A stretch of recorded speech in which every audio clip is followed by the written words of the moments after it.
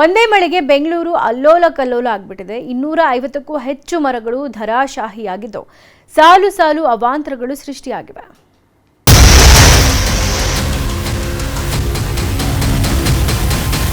ಬೆಂಗಳೂರಿನಲ್ಲಿ ನಿನ್ನೆ ಸಂಜೆ ಸುರಿದಂತಹ ಭಾರಿ ಮಳೆಗೆ ಸಾಕಷ್ಟು ಕಡೆ ಅನಾಹುತ ಆಗಿರುವಂಥದ್ದು. ಒಟ್ಟು 10 ಮಂದಿ ಈ ಒಂದು ರಣಮಳೆಗೆ ಬಲಿಯಾಗಿರುವಂಥದ್ದು. ಆದರೆ GBA ಅಧಿಕಾರಿಗಳು ಮಳೆಯ ಮುನ್ಸೂಚನೆ ಬಂದಲ್ಲೇ ಎಲ್ಲ ಒಂದು ಮುಂಜಾಗ್ರತೆ ಕ್ರಮಗಳನ್ನು ಕೈಗೊಳ್ಳಬೇಕಾಗಿತ್ತು.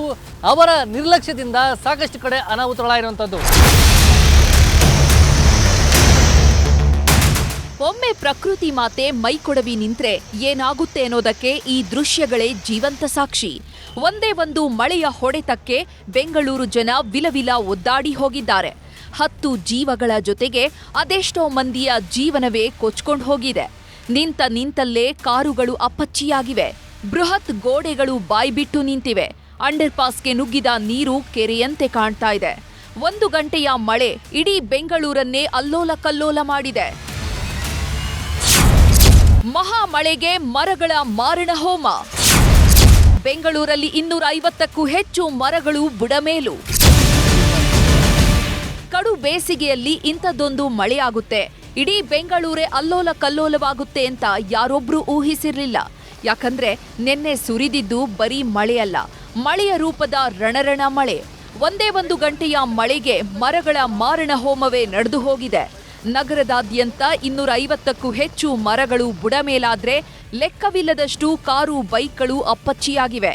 ಮಳೆಯಾಗಿ 1 ದಿನ ಕಳೆದ್ರೂ ಮಹಾಮಳೆಯ ಕುರುಹುಗಳು ಈಗಲೂ ಹಚ್ಚ ಹಸಿರಾಗಿ ನಿಂತಿವೆ.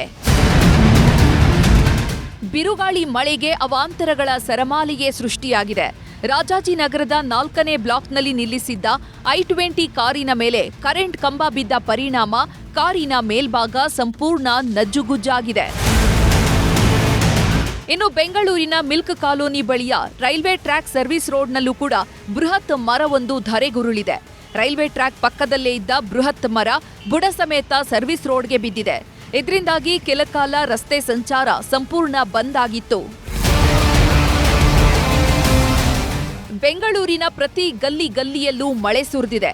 ಸಿಎಂ ಮನೆ ಬಳಿಯ ಕುಮಾರಕೃಪಾ ಅತಿಥಿ ಗೃಹ, ಕೃಷ್ಣ ನಿವಾಸದ ರಸ್ತೆಯಲ್ಲಿ ಹಲವು ಮರಗಳು ಧರೆಗುರುಳಿವೆ. ಹೀಗಾಗಿ ಶಿವಾನಂದ ಸರ್ಕಲ್ನಿಂದ ಸಿಎಂ ನಿವಾಸದವರೆಗೆ ರೋಡ್ ಬಂದ್ ಮಾಡಲಾಗಿತ್ತು. ಇಷ್ಟೇ ಅಲ್ಲ, ಗಲ್ಫ್ ಕ್ಲಬ್ನ ಪಿಲ್ಲರ್ಗಳು ಕೂಡ ಧರೆಗುರುಳಿವೆ. ಇನ್ನು ಬಸವನಗುಡಿ ಬಳಿಯ ರಾಮಕೃಷ್ಣ ಮಠದ ಬಳಿಯೂ ಹಲವು ಮರಗಳು ಧರಾಶಾಯಿಯಾಗಿವೆ. ಕಾರು ಹೋಗ್ತಾ ಇದ್ದ ವೇಳೆಯೇ ಮರದ ಕೊಂಬೆಯೊಂದು ಬಿದ್ದ ಪರಿಣಾಮ ಇಬ್ಬರಿಗೆ ಗಾಯಗಳಾಗಿವೆ. 26 ವರ್ಷದ ರಾಕೇಶ್, 30 ವರ್ಷದ ಮಂಜುನಾಥ್ ಅನ್ನೋರು ಗಾಯಗೊಂಡಿದ್ದಾರೆ. ಕಾರಿನ ಒಂದು ಭಾಗ ಸಂಪೂರ್ಣ ನಜ್ಜುಗುಜ್ಜಾಗಿದೆ. ಬೆಂಗಳೂರಿನ BDA ಕಚೇರಿ ಬಳಿಯೂ ಬೃಹತ್ ಮರ ಧರೆಗುರುಳಿದೆ.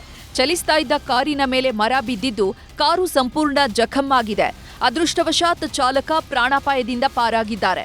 ಪ್ಯಾಲೇಸ್ ರೋಡ್ನಿಂದ ಶೇಷಾದ್ರಿಪುರಂಗೆ ಸಂಪರ್ಕ ಕಲ್ಪಿಸುವ ರೈಲ್ವೆ ಪ್ಯಾರಲಲ್ ರೋಡ್ನಲ್ಲಿ ಕಾರು ಜಖಂಗೊಂಡಿದೆ. ಬಲಿಗಾಗಿ ಕಾದು ಕೂತಿದೆ ಮತ್ತೊಂದು ತಡೆಗೋಡೆ.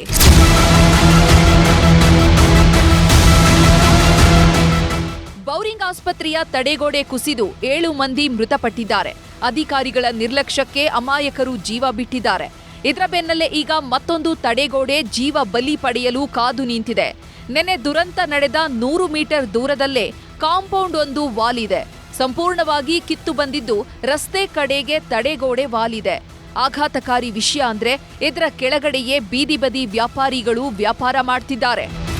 ಬೌರಿಂಗ್ ಆಸ್ಪತ್ರೆ ತಡೆಗೋಡೆ ಬಿದ್ದು 7 ಮಂದಿ ಸಾವನ್ನಪ್ಪಿದ್ರು. ಸದ್ಯಕ್ಕೆ ನಾನು ಬೌರಿಂಗ್ ಆಸ್ಪತ್ರೆಯ ತಡೆಗೋಡೆ ಮುಂಭಾಗದಲ್ಲೇ ಇದ್ದೇನೆ. ನನ್ನ ಹಿಂಭಾಗದಲ್ಲಿ ನೀವೇನು ನೋಡ್ತಾ ಇದ್ರಿ, ಇದು ಕೂಡ ಸಂಪೂರ್ಣವಾಗಿ ಶಿಥಿಲಾವಸ್ಥೆಗೆ ಬಂದಿರುವಂತ ತಡೆಗೋಡೆ. ಅಂದ್ರೆ ನಿನ್ನೆ ಘಟನೆ ನಡೆದಿರುವಂತ ಕೇವಲ ಒಂದು 100 ಮೀಟರ್ ಅಂತರದಲ್ಲಿ ದೂರದಲ್ಲಿರುವಂತಹ ಈ ಒಂದು ತಡೆಗೋಡೆ ಕೂಡ ಸಂಪೂರ್ಣವಾಗಿ ವಾಲಿ ನಿಂತಿರುವಂತದ್ದು, ಬಿರುಕು ಕೂಡ ಬಿಟ್ಟಿದೆ.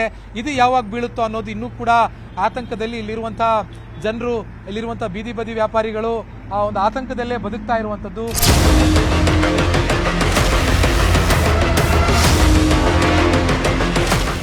ಮಹಾಮಳೆಯ ಹೊಡೆತಕ್ಕೆ ಕೆಆರ್ ಸರ್ಕಲ್ ಅಂಡರ್ ಪಾಸ್ ಸಂಪೂರ್ಣ ಜಲಾವೃತವಾಗಿತ್ತು. ಮಳೆ ಬಿದ್ದು 1 ದಿನ ಕಳೆದ್ರೂ ನೀರಿನ ಪ್ರಮಾಣ ಮಾತ್ರ ಕೊಂಚವೂ ತಗ್ಗಿರಲಿಲ್ಲ. ಅಂಡರ್ ಪಾಸ್ ಬಂದ್ ಆಗಿದ್ರಿಂದ ವಾಹನ ಸವಾರರು ಪರದಾಡುವಂತಾಗಿತ್ತು. ಈ ಹಿಂದೆ ಇದೇ ಅಂಡರ್ ಪಾಸ್ನಲ್ಲಿ ಒಬ್ಬರು ಜೀವ ಬಿಟ್ಟಿದ್ರು. ಇಷ್ಟಾದ್ರೂ ಕೂಡ ಅಧಿಕಾರಿಗಳು ಮಾತ್ರ ಸಮಸ್ಯೆಗೆ ಮುಕ್ತಿ ಕಾಣಿಸ್ತಿಲ್ಲ.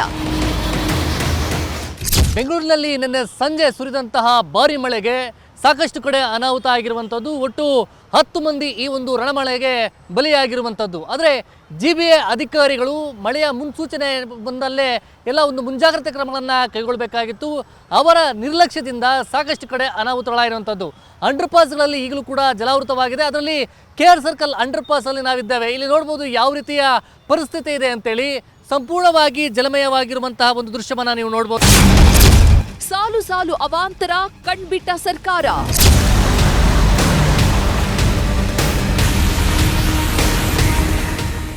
ಒಂದೇ ಮಳೆಗೆ ಬೆಂಗಳೂರು ಕೊಚ್ಚಿ ಹೋಗ್ತಿದ್ದಂತೆ ಸರ್ಕಾರ ಎಚ್ಚೆತ್ತುಕೊಂಡಿದೆ.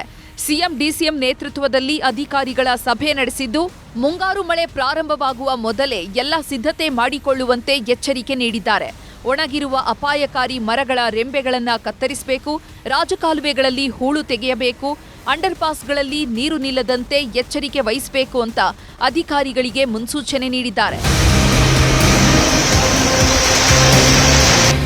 ಒಟ್ನಲ್ಲಿ ನಿನ್ನೆ ಸುರಿದ ಮಳೆ ಎಚ್ಚರಿಕೆಯ ಗಂಟೆಯಂತಾಗಿದ್ದು, ಈಗಲಾದರೂ ಸಮಸ್ಯೆಗೆ ಮುಕ್ತಿ ಕಾಣಿಸೋ ಕೆಲಸ ಮಾಡಬೇಕಿದೆ. Bureau report, news 18.